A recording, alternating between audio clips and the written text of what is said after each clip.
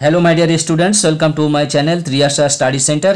Friends, তোমরা যারা দ্বাদশ শ্রেণীতে পড়ছো, আজকের আমি তোমাদের জন্য নিয়ে এসেছি তোমাদের যে এডুকেশন তোমাদের যাদের আছে অর্থাৎ শিক্ষাবিজ্ঞান এই বিষয়ের চ্যাপ্টার 4 অর্থাৎ চতুর্থ অধ্যায় থেকে ইম্পর্টেন্ট কিছু এমসিকিউ।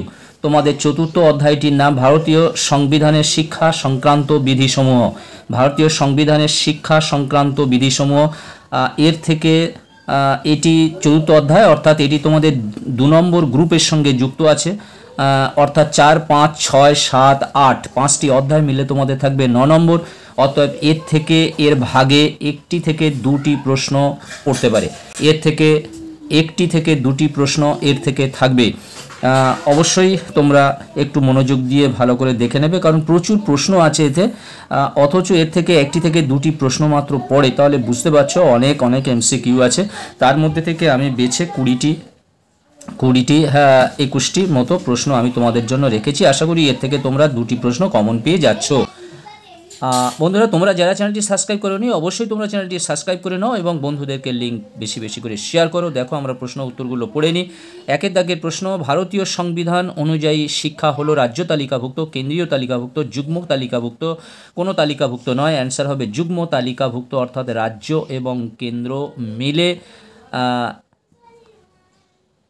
শিক্ষাটাকে চালনা করে, অর্থাৎ অপশান গ। 2 দাগের প্রশ্ন, সংশোধিত ভারতীয় সংবিধান অনুযায়ী শিক্ষা সংক্রান্ত আইন প্রণয়নের ক্ষমতা কেবল রাজ্য সরকারের, কেবল কেন্দ্রীয় সরকারের, কেন্দ্রীয় রাজ্য সরকার উভয়েরই নির্দিষ্ট নয়। অ্যান্সার হবে কেন্দ্রীয় ও রাজ্য সরকার উভয়েরই, অপশান গ।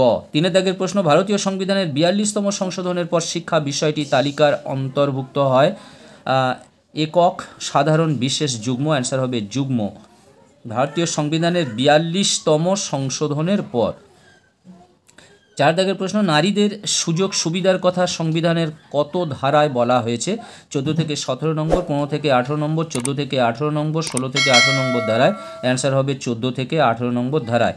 ভারতের সংবিধানের যে ধারায় সরকারি চাকুরি সংক্রান্ত সমসুযোগের কথা বলা হয়েছে? 24 নম্বর, 18 নম্বর, 16 নম্বর, 15 নম্বর। অ্যান্সার হবে 16 নম্বর ধারায়, অর্থাৎ অপশান গ।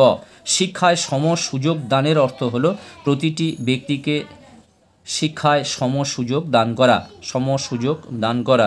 7 দাগের প্রশ্ন, ভারতীয় সংবিধানের কোন ধারায় তপশিলি জাতি, উপজাতি এবং দুর্বল শ্রেণীর শিক্ষাগত ও আর্থিক সুযোগ দানের কথা উল্লেখ করা হয়েছে?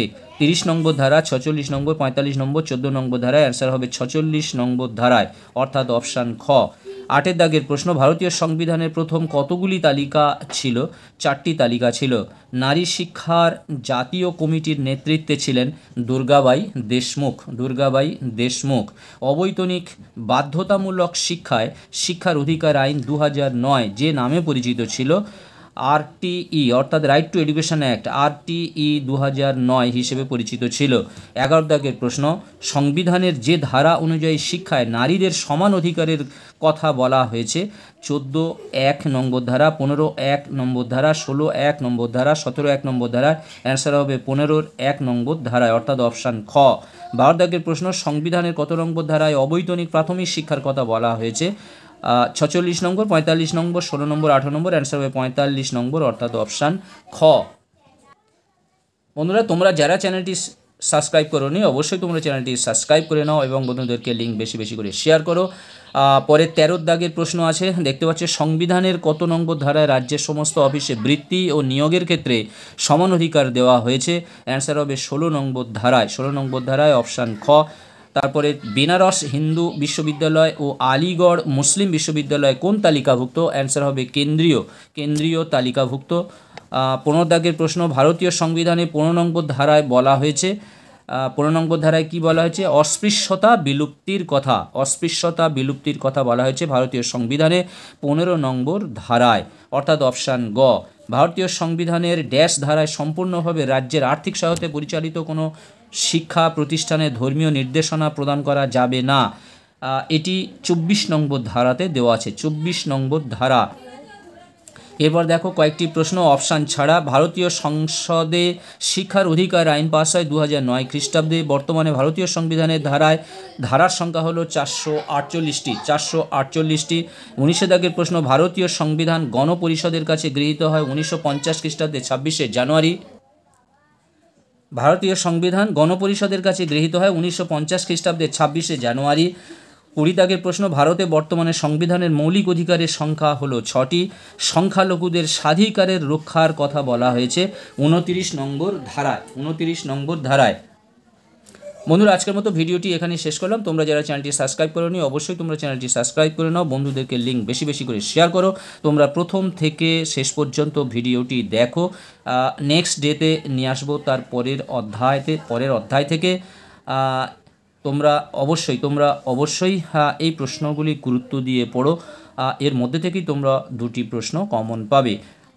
আজকের মতো ভিডিওটি শেষ করলাম। আবার কথা হবে নেক্সট ভিডিওতে অন্য একটি সাবজেক্টকে নিয়ে। তোমরা সবাই ভালো থাকবে, সুস্থ থাকবে। তোমাদের জন্য রইল শুভকামনা। তোমাদের সকলকে ধন্যবাদ এবং শুভেচ্ছা।